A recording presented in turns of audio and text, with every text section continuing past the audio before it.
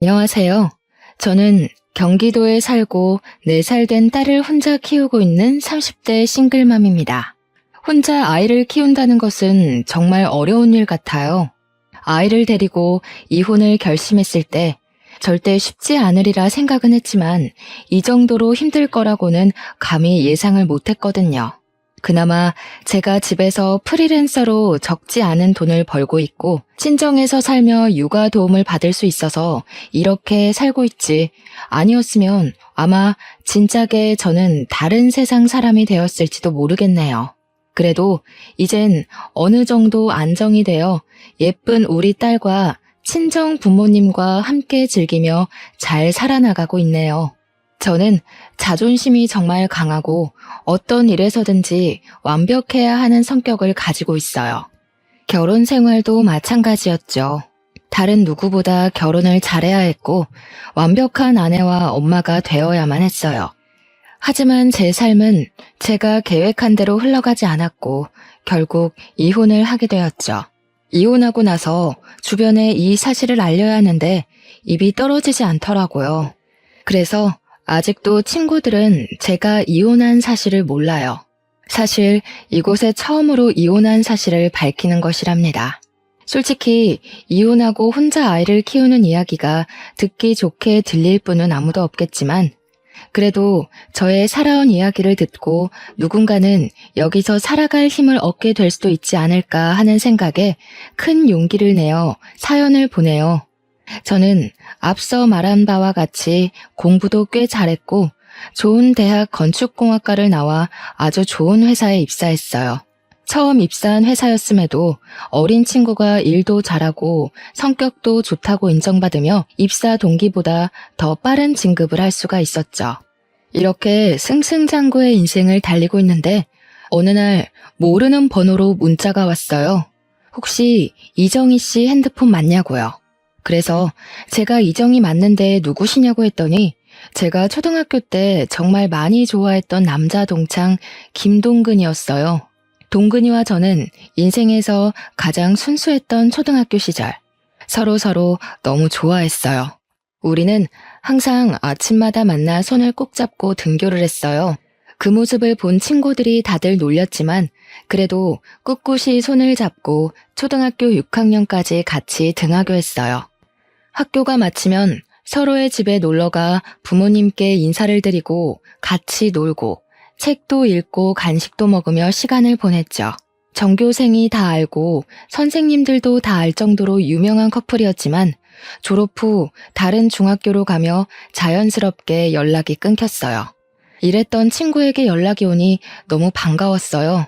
그래서 퇴근 후 바로 동근이에게 전화를 걸었죠.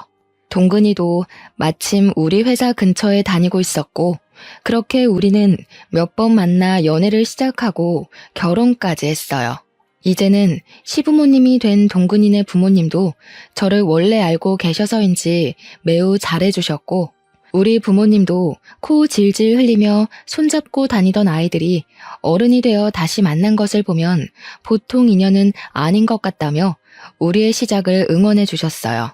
이렇게 우리는 모두의 축복 속에 아무 문제 없이 결혼하게 되었어요. 결혼 후 바로 저는 임신을 했어요. 임신한 후에도 꼼꼼하고 완벽을 추구했기에 회사에서도 여전히 인정받으며 일을 했고 집에서도 청소며 빨래며 음식이며 완벽하게 집안을 꾸려나갔어요.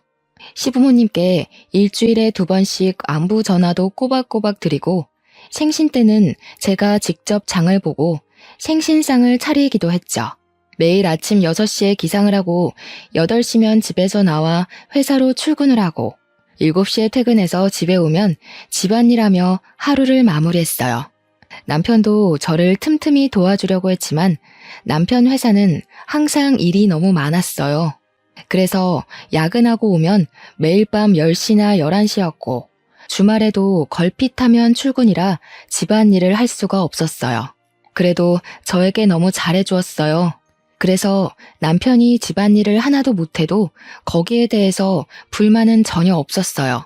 우리 둘이 합치면 돈도 적지 않게 벌고 집안에서도 회사에서도 정말 완벽에 가까운 생활에 행복함을 느끼며 살고 있었죠. 뱃속의 아기도 저의 행복함을 아는지 주스에 맞게 건강히 잘 크고 있었고, 임신 9개월 차에 들어서며 1년의 육아휴직에 들어갔어요. 육아휴직 첫날 아침, 평소처럼 아침 일찍 눈이 떠졌어요. 남편은 출근하고 저는 집에서 그동안 회사 다니느라 바빠서 꾸미지 못했던 아기의 방을 정리하려는데 갑자기 진통이 오기 시작하더라고요. 가진통이라고 하기에는 너무 아팠고 주기도 제법 일정했어요. 뭔가 느낌이 이상해서 택시를 불러 병원을 향했어요. 병원에서는 출산이 시작되었으니 얼른 보호자에게 연락하라고 하더라고요. 저는 남편과 부모님 그리고 시댁에 연락을 했어요. 남편은 저의 연락에 바로 오고 시어머니도 바로 오셨어요. 그리고 부모님은 일이 있어서 지방에 내려가셨다고 빨라야 오늘 밤늦게 갈 수 있다고 하시더라고요. 저는 남편도 있고 시어머니도 있으니 걱정하지 말고 일 보고 천천히 오라고 말씀드렸어요. 본격적인 진통이 시작되면서 양수가 터졌어요. 그런데 아기가 위에서 내려오지 않는다고 하더라고요. 게다가 진통의 주기는 점점 짧고 심해졌어요. 태어나서 처음 느낀 뭐라 말로 표현할 수조차 없는 진통에 정말 이러다 죽겠다 싶었어요. 양수도 터진 데다가 오랜 진통으로 지칠 대로 지쳐서 이제는 힘을 줄 수도 없는 상황이 되었죠. 의사 선생님은 이대로면 산모와 아기 모두가 위험할 수 있다고 판단되어 수술을 해야겠다고 하셨어요. 뭐, 수술한다고요? 안 돼요. 조금 더 자연분만으로 해봐요. 양수도 터졌다면서요. 조금만 더 시도해주세요, 선생님. 어머님, 지금 이대로 가면 아기도 위험하고 산모도 위험합니다. 지금 바로 수술해야 해요. 아유, 선생님, 수술하면 아기가 멍청해지고 허약하대요. 안 그래도 우리 집 첫 손주가 딸이라서 심란한데 그 딸마저 멍청하고 허약하면 어째요? 의사 선생님이 책임질 거예요? 아니, 세상에 제왕절개로 태어나는 사람이 50%가 넘는데 그럼 세상의 절반은 다 멍청하고 허약하답니까? 어디서 듣고 오셨는지 모르겠지만 의학적으로 전혀 근거 없는 이야기예요. 지금 당장 산모 수술해야 한다고요. 나 젊을 때는 밤새 진통해도 수술 없이 애들 잘만 낳았는데 왜 안 된다는 거예요? 그래서 출산하다가 돌아가시는 분도 많았죠. 지금 이런 말할 시간 없고요. 저는 환자분이 무사히 출산을 하게끔 도와야 하는 의사이기에 수술할 겁니다. 그리 아세요. 결국 의사 선생님 말씀대로 저는 수술실로 들어갔어요. 그 후 정신을 차려보니 출산을 마치고 입원실에 누워있고 제 앞에는 남편과 시어머니가 계셨어요. 예, 너는 진통도 좀 참고 힘도 잘 주고 하지. 왜 수술을 해서 아기 미래를 망쳐놓니?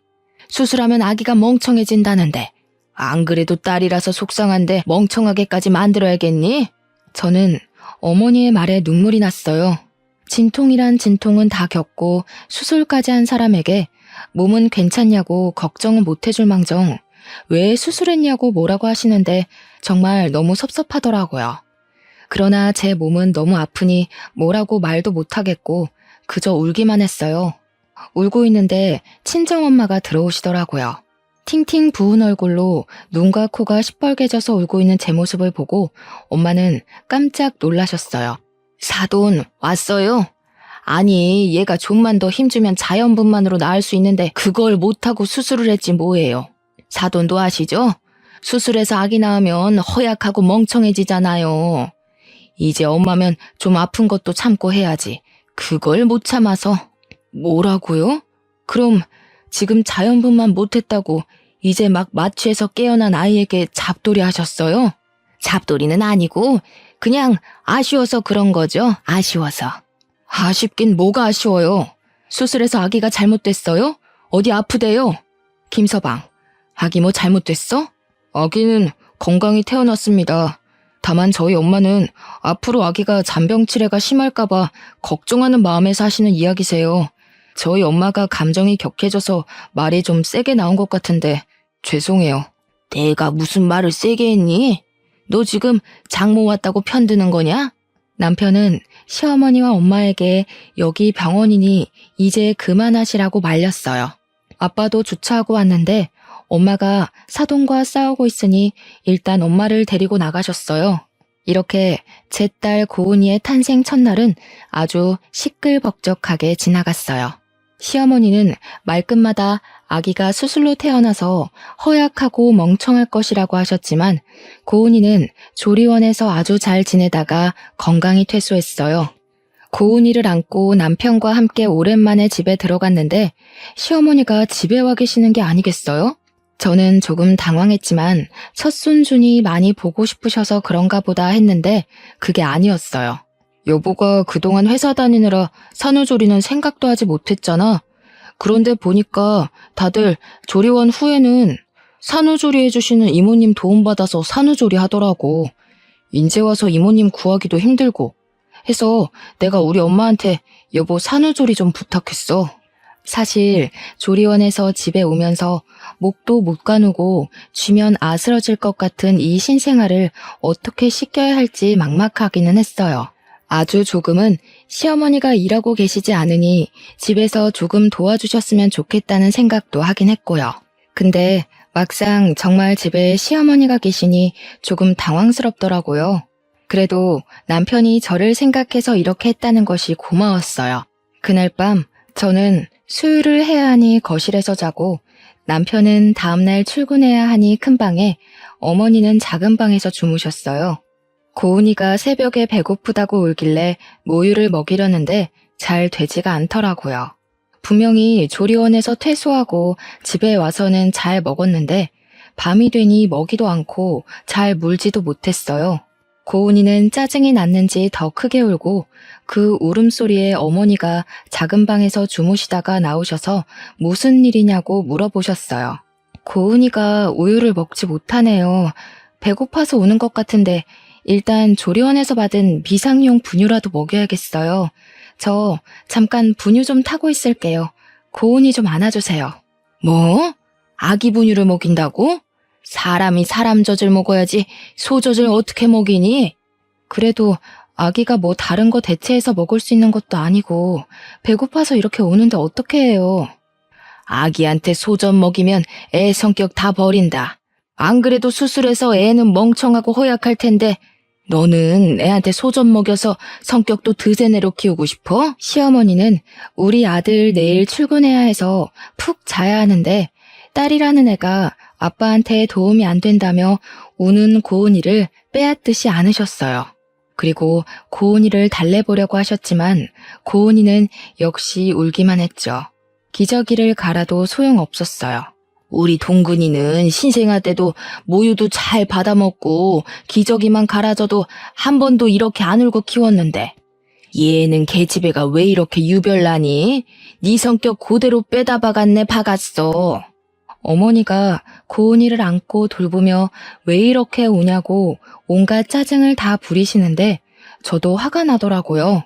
그래서 제가 고은이를 보겠다며 안고 모유를 다시 주려고 시도했어요. 역시나 고은이는 울기만 하고 먹지를 못했어요. 수술해서 나온 아이라 멍청해서 제 엄마 젖도 물지 못하나 보다. 그니까 엄마가 됐으면 좀 힘도 잘 주고 진통도 참을 것이지 그깟 진통 하나 못 참아서 의사가 수술하란다고 옳다쿠나 하고 수술했니? 시어머니는 고은이가 울 때마다 애가 저를 닮았다고 하시고 수술해서 나와서 성격이 이 모양인 것 같다는 말도 안 되는 소리를 계속 하셨어요. 그런 이야기를 듣고 있자니 화가 났지만 당장 고은이가 죽을 듯이 울어대서 시어머니의 잔소리에 일일이 대응할 만큼의 여력이 되지 않았어요. 결국 고은이는 울다가 새벽녘이 되어서야 잠이 들었어요. 고은이는 아침에 남편이 출근하고 난 이른 아침에도 모유를 여전히 먹지 못했어요. 고은이는 집이 떠나가라 울었어요. 밤새도록 모유만을 고집하시던 어머니는 결국 젖병에 분유를 타서 오셨어요. 젖병에 분유를 타서 주자 고은이는 허겁지겁 먹더라고요. 소젖 다 주니까 잘 먹네. 사람이 사람 젖을 먹어야지 소젖을 저리 먹으면 어째? 안 그래도 성격이 고약할 것 같은데 한 썸가락했어. 안 그래도 수술해서 몸이 비실비실할 텐데 걱정이다 걱정이야. 어머니는 고은이가 분유 먹는 모습을 보며 매우 못마땅해 하셨어요. 화가 났지만 전날 밤부터 지금까지 고은이의 울음소리에 저도 지칠 대로 지쳐서 뭐라고 대꾸할 힘도 없더라고요. 그래서 그냥 또 그러려니 하고 넘겼어요. 고은이가 분유를 다 먹고 잠이 들고 저도 아침을 좀 먹으려는데 어머니가 미역국을 한 솥 끓여 놓으셨더라고요. 어머니는 고은이도 이제 잠잠해졌으니 같이 아침 먹자고 상을 차려주셨어요. 밥상에 수저와 밥을 놓으셔서 도와드리려고 하니 저보고 너는 앉아있으라고 하시더라고요. 저는 앉아있으면서 시어머니의 밥상을 받을 며느리가 이 대한민국에 몇이나 될까 생각했어요. 사실 고은이 낳기 전을 돌아보면 어머니는 저에게 너무 잘해주셨거든요. 제가 임신했을 때 먹고 싶은 음식이 있다고 하면 바로 만들어주시고 시댁에서도 설거지 한 번을 시키지 않으셨어요. 이렇게 좋으신 분인데 지금은 산후조리해 주시느라 어머니도 피곤하셔서 말이 다소 거칠게 나오는 것뿐이지 제가 싫거나 한 건 아닐 것으로 생각했어요. 정말 감사히 밥을 먹으려는데 제 미역국 그릇에는 미역에 국만 없이 맑은 국물만 있고 어머니 본인의 국그릇에는 미역에 소고기까지 잔뜩 있더라고요. 어머니, 저를 생각해서 이렇게 미역국 끓여주신 건 너무 감사한데요. 저도 미역 좀 주세요. 미역을 많이 먹어야지 붓기도 빨리 빠지고 회복이 잘 된대요. 저는 제가 이 말을 하면 어머니가 본인의 국그릇을 제 국그릇과 바꿔주실 줄 알았어요.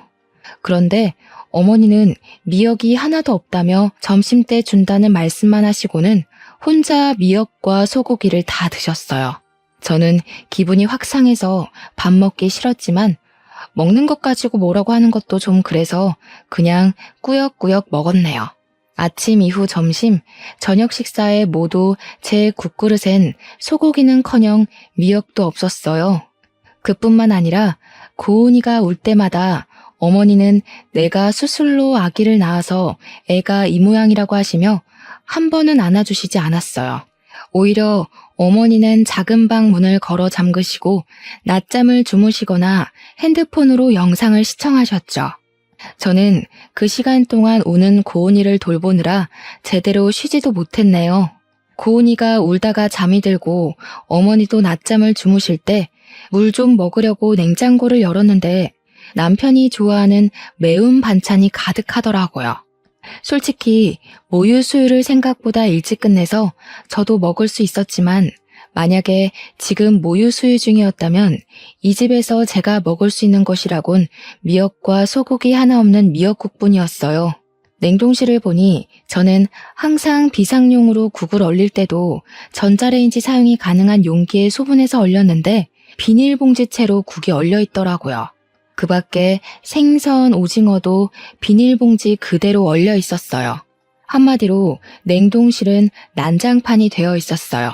당장 다 꺼내서 정리하고 싶었지만 고은이가 또 울어서 어쩔 수 없이 그냥 두었네요.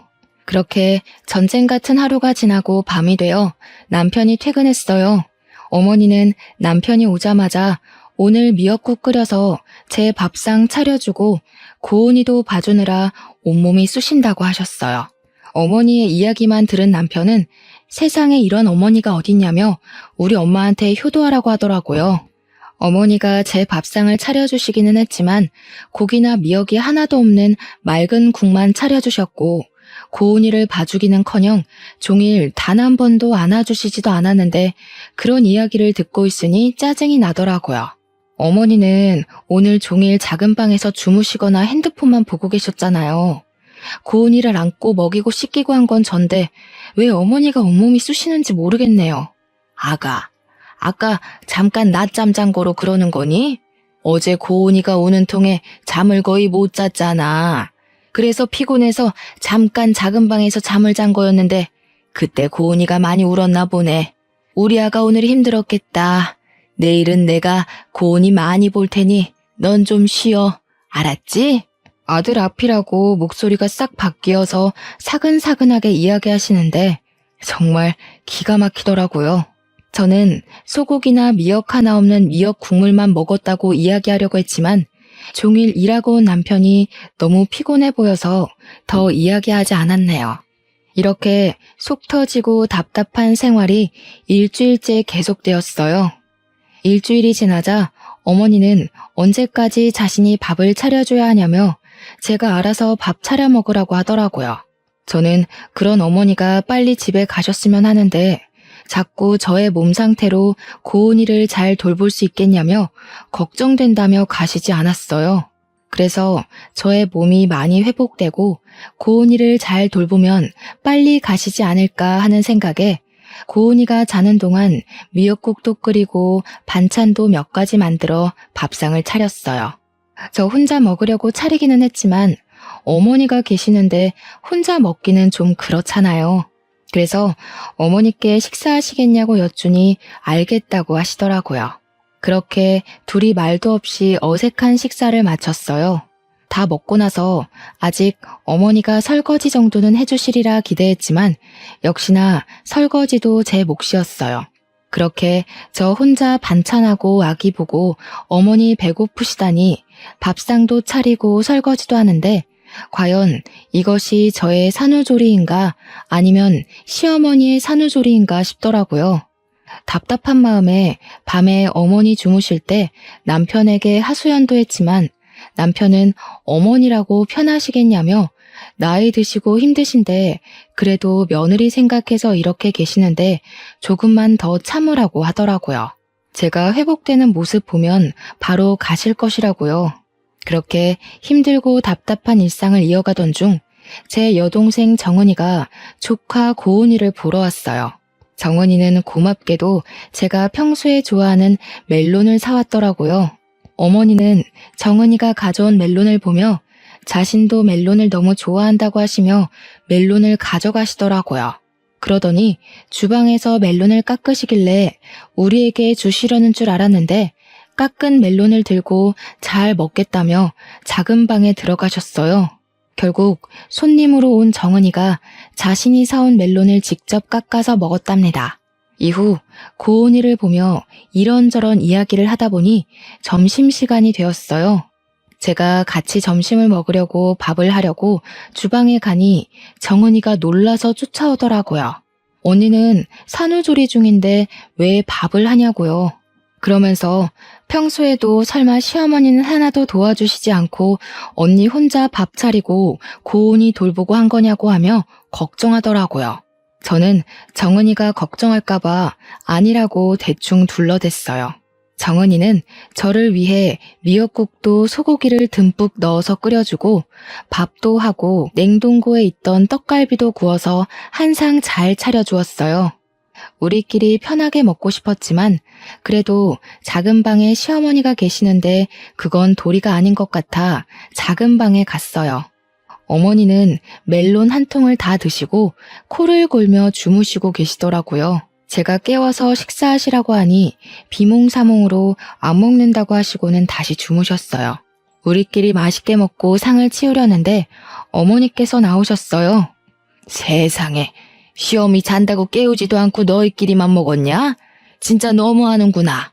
어머니, 제가 아까 밥 다 준비해서 깨웠는데 어머니가 안 먹는다고 하셔서 저희끼리 먼저 먹었어요. 지금 바로 다시 차려드릴게요. 됐다, 고양 것. 엎드려 절 받기도 아니고 내 딴에는 그래도 너 생각해서 불편한데도 여기 와 있는데 그런 내 생각은 안 하고 너희끼리만 먹냐? 나도 그런 밥상 받고 싶지 않다.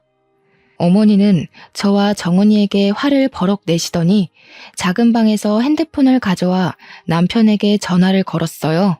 아들아, 이 애미가 억울해서 살 수가 없구나. 나 딴에는 착한 시어머니 노릇하고 싶어서 며느리 힘들까봐 산후조리 도와주러 왔더니만 이년은 미역국이 맛이 없다느니 하면서 나한테 타박만 하는 거 아니냐? 아들아, 내가 이렇게 힘들게 사는구나. 어휴, 이걸 말할 사람이 우리 아들밖에 없어서 전화했다. 그래, 저녁에 보자꾸나. 없는 말까지 지어내는 시어머니의 충격적인 두 얼굴에 할 말을 잃고 말았습니다.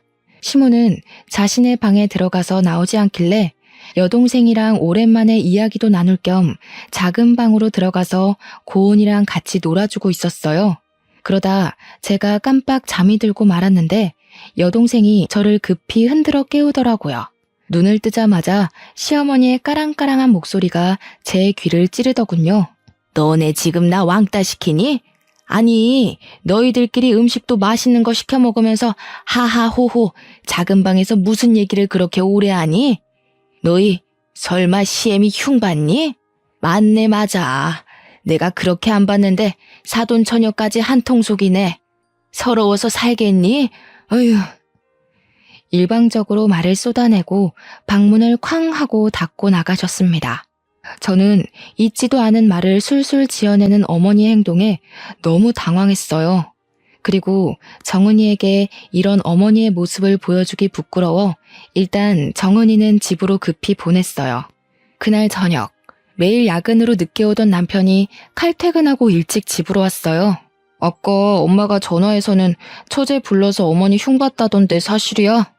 너는 어떻게 너 산후조리 해준다고 오신 엄마한테 그렇게 할 수가 있어? 얘야, 됐다. 안 그래도 아기 낳고 힘들 우리 며느리한테 그런 소리 하지 마. 원래 여자들이 아기 낳고 하면 우울해서 조그만 일에도 서운해하고 그런 거야. 아기 신생아 때는 남편과도 죽일 듯이 싸우는데 시어미인 나한테는 얼마나 그간 불만이 많았겠니? 어머니가 나를 다 이해한다는 식으로 얘기하시며 화난 남편을 달래시는데 제가 귀신에 홀린 것도 아니고 이건 뭔가 싶더라고요. 솔직히 그동안 어머니 고은이 한 번도 안아주시지 않으셨어. 그래, 그건 이해해. 고은이는 어머니 딸이 아닌 내 딸이니까. 그런데 산후조리 해주신다고 오셔서 내가 삼시세끼 밥상 다 차려드리고 설거지도 했어. 알아? 지금 고은이 갓 출산한 것도 아니고 이제 이 정도 지났으면 밥도 하고 설거지도 좀 할 수 있는 거 아니야? 그럼 뭐 평생 산후조리랍시고 우리 엄마 밥상만 받아 먹으려고 했어? 그리고 처음에는 우리 엄마가 너 미역국도 끓여주고 했잖아. 미역국? 그래, 미역 국물 끓여주셨지. 미역국이라고 주셨는데 국에 고기는커녕 미역 한 줄기도 안 보이더라. 진짜 내가 요새는 이게 나의 산후조리인지 어머니의 산후조리인지 모르겠어. 이럴 바엔 차라리 어머니 집에 가시고 나 혼자 있는 편이 낫겠어. 아이고, 이 늙은이는 사라져야지. 네 마음 잘 알겠다. 내가 있는 게 오히려 너에게 스트레스니 이 늙은이는 가마. 어머니는 제 이야기를 듣고 엄청 속상한 표정을 지으시며 작은 방으로 가셨어요. 그러고는 어머니의 짐을 다 챙겨서 나오시더라고요. 엄마, 지금 왜 다 챙겨 나왔어? 지금 가게? 이렇게 어두운데 어디를 가? 가더라도 내일 날 밝으면 가고 오늘 밤은 우리 집에서 자요. 내일 주말이라 쉬니까 내가 집까지 모셔다 드릴게. 이 늙은이 이 집에서 필요도 없는데 빨리 나가줘야지. 그리고 동근아, 정희한테 너무 뭐라고 하지 마라. 여자가 출산하고 나면 호르몬 변화로 성격 좋은 사람들도 화가 많아지고 작은 일에도 울고 그래. 그러니까 네가 이해해줘. 야, 너는 엄마가 이렇게까지 널 생각하는데 그 앞에서 엄마 꼭 그딴 말을 짓거려야겠냐? 어? 남편은 제 화를 주체하지 못해 제게 소리를 질렀고 그 소리를 듣고 고은이는 깜짝 놀라 자지러지게 울기 시작했어요. 우는 고은이를 데리고 일단 큰 방으로 들어가 진정시키는데 저도 서러워서 눈물이 나더라고요. 그렇게 저도 울고 고은이 울며 밤을 보냈답니다. 다음날 저녁 때 깜짝 놀란 고은이는 새벽 내내 자다 깨서 울었어요. 그 덕에 저도 고은이를 달래다가 새벽녘에 겨우 잠이 들어 늦잠을 잤어요. 큰 방에서 일어나서 나가려는데 어머니와 남편이 거실에서 작은 소리로 이야기를 하더라고요. 내가 아는 사람이 회사 대표인데 자기 비서가 20대 후반인데 재테크를 아주 기막히게 잘해서 모은 재산이 많대. 그냥 정이랑 이혼하고 그 여자나 만나봐. 쇠장가를 가라고? 그럼 정이랑 고은이는 어쩌고? 아들도 아니고 딸인데 그냥 양육권 쟤 줘버려.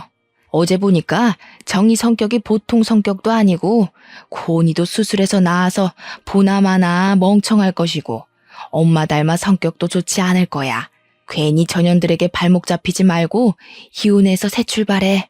엄마, 아무리 그래도 그건 아니지. 사람이 어떻게 자기 처자식 버리고 새 출발을 해. 이미 그 회사 대표한테 다 이야기했어. 전 그러면 그냥 가서 밥만 먹고 와. 밥은 먹고 올 수 있잖아. 날짜도 이미 다음 주 저녁으로 잡았어. 밥만 먹어, 밥만. 알겠지? 저는 어머니의 얘기를 듣고 기가 막혔어요. 그런데 여기서 다 들었다고 나가면 분명히 어머니는 시치미를 뚝 떼며 아니라고 할 것이 분명해서 일단 듣고 가만히 있었어요. 방에 있는데 생각할수록 어이가 없어서 정은이한테 카톡으로 제가 들은 이야기를 다 말했어요. 그런데 정은이가 뭔가 자기 이야기 같다고 하는 거예요. 얼마 전에 회사 대표님이 자기에게 좋은 사람이 있다며 소개해준다길래 다음 주에 날짜를 잡았다는 거예요. 생각해보니 정은이도 회사 대표의 비서예요. 그리고 어릴 때부터 금융에 관심이 많아서 주식, 부동산 등에 투자하며 돈을 잘 굴렸고 그래서 지금 가진 돈도 많아요. 저와 정은이는 남편이 소개받을 사람이 바로 제 동생이라는 확신이 들었어요. 이거 어떻게 해야 하나 고민하고 있는데 정은이에게 카톡이 오더라고요. 언니는 형부랑 어떻게 하고 싶냐고요. 솔직히 수술해서 낳은 애라서 멍청하다. 소전 먹고 커서 성격이 고약하다는 등의 막말하고 산후조리한답시고 오셔서는 저에게 매일 밥상을 요구하시는 모습에 더는 가족으로 살지 못하겠다 생각하고 있었거든요. 게다가 남편은 그 사이에서 중간 역할도 못하고 무조건 지 엄마 편이니 이혼하고 싶다고 솔직히 이야기했죠.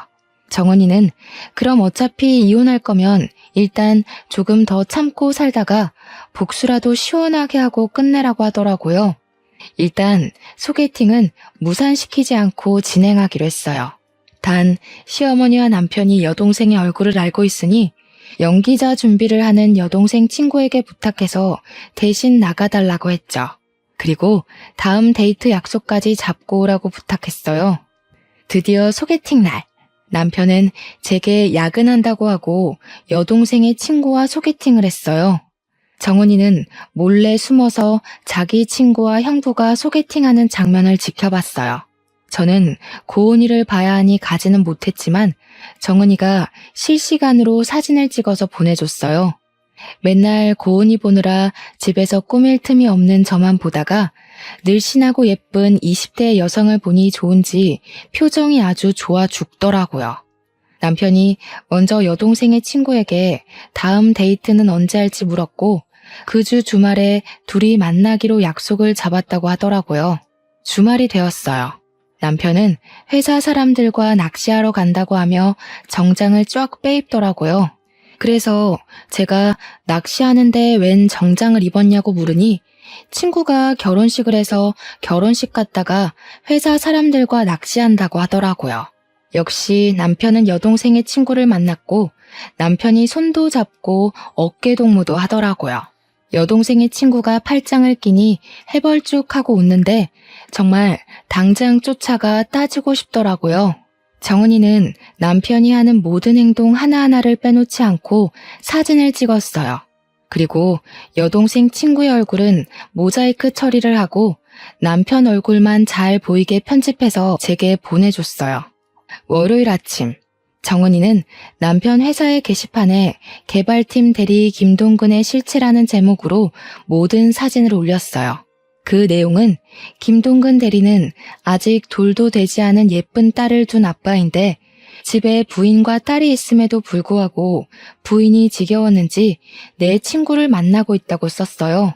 순진한 내 친구는 이 사람이 유부남인지도 모르고 몇 번 밥 먹고 데이트했다는데 자신이 만난 남자가 유부남인 것을 알고는 충격에 휩싸였다고 하며 이런 김동근 대리에 대해서 어떻게 생각하시는지 사내 직원들의 의견을 묻는다고 적었어요.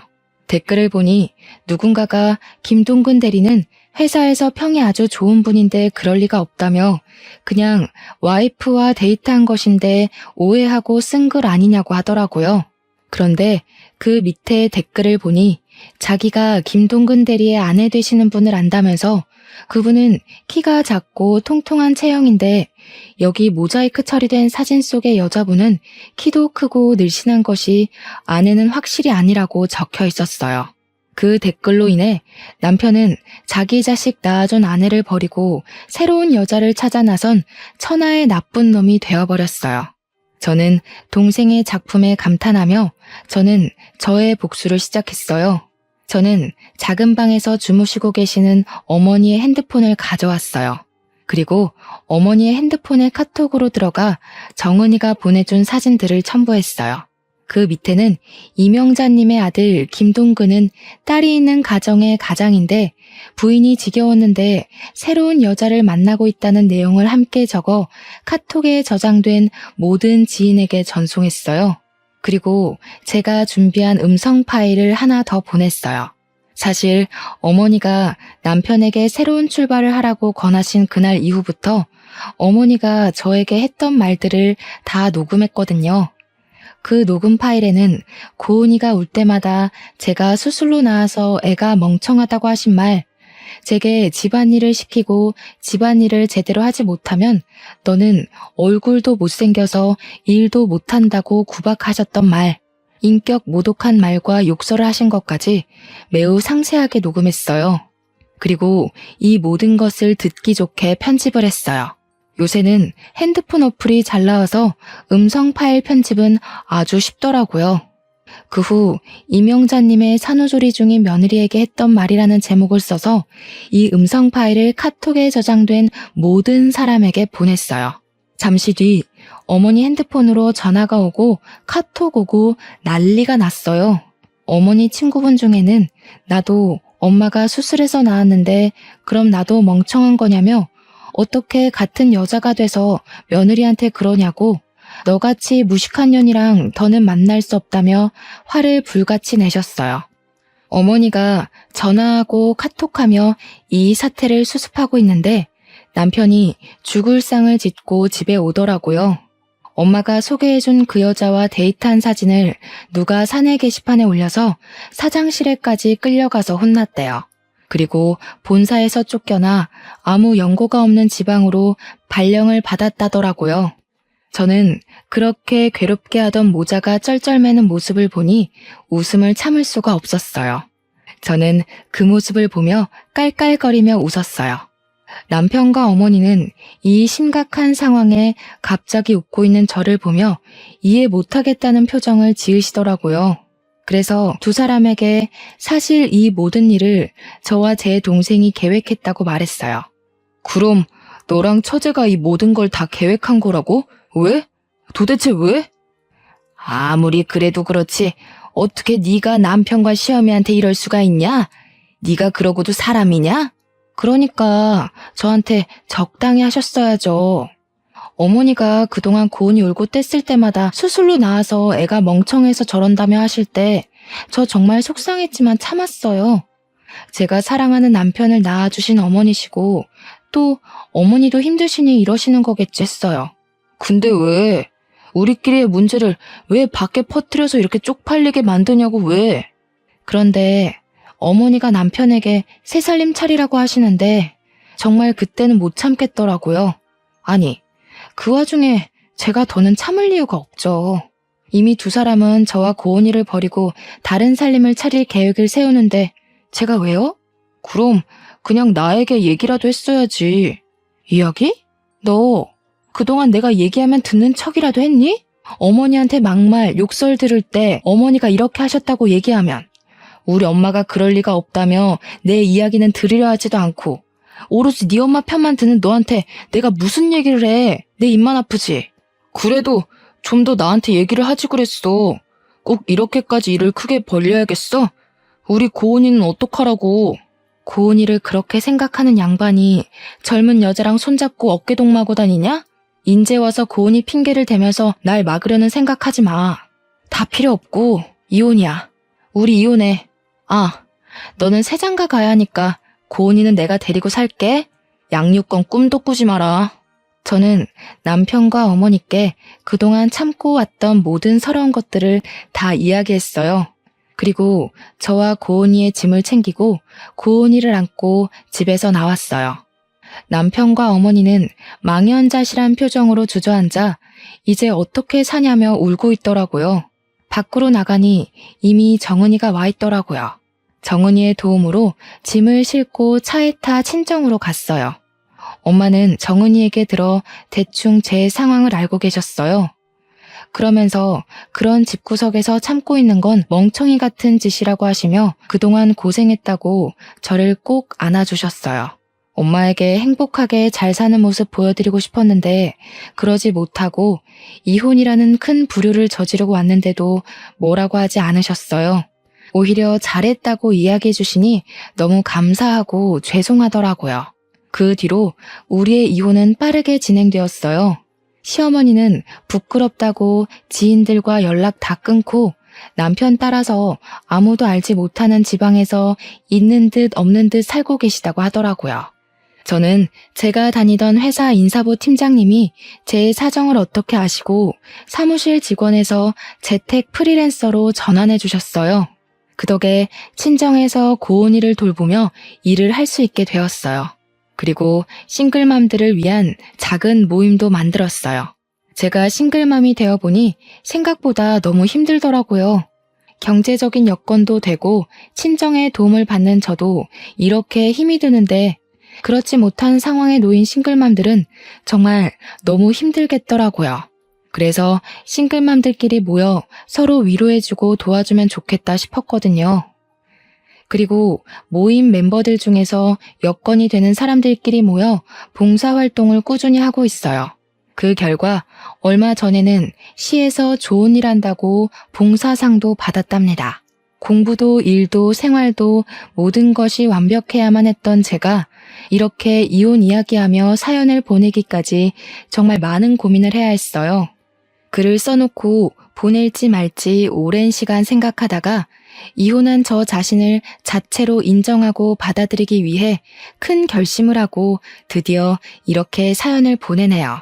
그동안 꽁꽁 숨겨왔던 저의 비밀 이야기를 털어놓고 나니 속이 다 후련하고 시원하네요. 사실 처음에 이혼하고 나서 저는 결혼과 인생에 실패한 사람이라며 자책만 하고 살았어요. 그러나 저만 보면 사랑스럽게 웃어주는 우리 고은이를 보며 살아갈 희망을 얻고 용기를 내었네요. 아마 제 사연을 듣고 있는 분 중에도 저처럼 이혼하시고 저의 지난날처럼 힘들어하시는 분들도 계실 거예요. 물론 이혼을 하면 많이 힘들죠. 하지만 이혼은 실패가 아니라 새로운 인생의 시작일 뿐이라는 생각으로 열심히 살아내셨으면 좋겠어요. 저 역시 이혼의 아픔을 딛고 이겨내서 앞으로도 더 열심히 살아가겠습니다. 제 아무리 추운 겨울이라고 해도 시간은 흐르고 흐르면 언젠간 반드시 따뜻한 봄날이 오잖아요. 지금 너무 힘든 시간을 보내고 있다고 해서 너무 절망에 빠져 있지는 마세요. 언젠가 우리의 인생이 흐르고 흐르다 보면 반드시 봄날이 올 것이에요. 그러니 우리 모두 힘내서 하루하루를 최선을 다해 열심히 살아봐요. 오늘도 다들 파이팅입니다. 지금까지 저의 사연 들어주셔서 감사합니다.